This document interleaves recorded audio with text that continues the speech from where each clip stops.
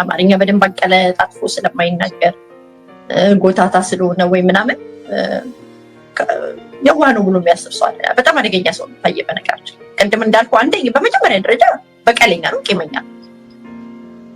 በጣም ቂመኛ ነው፣ በቀለኛ ነው። ለምሳሌ አንድ ነገር ላነሳልህ እችላለሁ። እኔ የታየን ነገር በቃ የሚሆን ነገር አይደለም ብዬ ከተውኩ ቆይቻለሁ። የሆነ ጊዜ ላይ ይሄ መደፋፈሩ ነበረ። አብረው ስለተማሩ አብረው ስለታገሉ ምናምን ያው ሰርክላቸው ውስጥ ይደፋፈራሉ ምናምን። ከአብረው አደገጋት ሰደድ ምናምን ይባላል አይደለ? ሀገርኛ ብሂል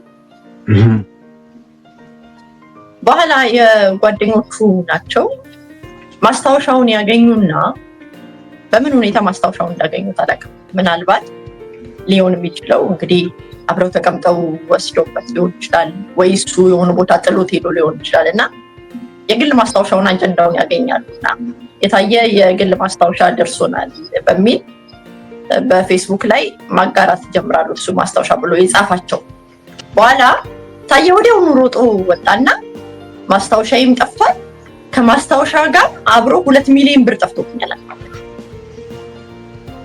በጣም አደገኛ ሰው መሆኑን እኔ የዛን ጊዜ ነው። ይሄንን እኮ ውሸት መሆኑን ሁሉ ሲያውቅ ይሄ በአደባባይ የተገለጸ እኮ ነው። አይኑን በጨው አጥቦ ሚዲያ ላይ ሄዶ ስለ 2 ሚሊዮን ብሩ ሲያስረዳ እኔ ከምሬ ነው የምነግርህ። እኔ በቃ በጣም የታየን ነገር የዛኔ ነው እኔ የዘጋሁት።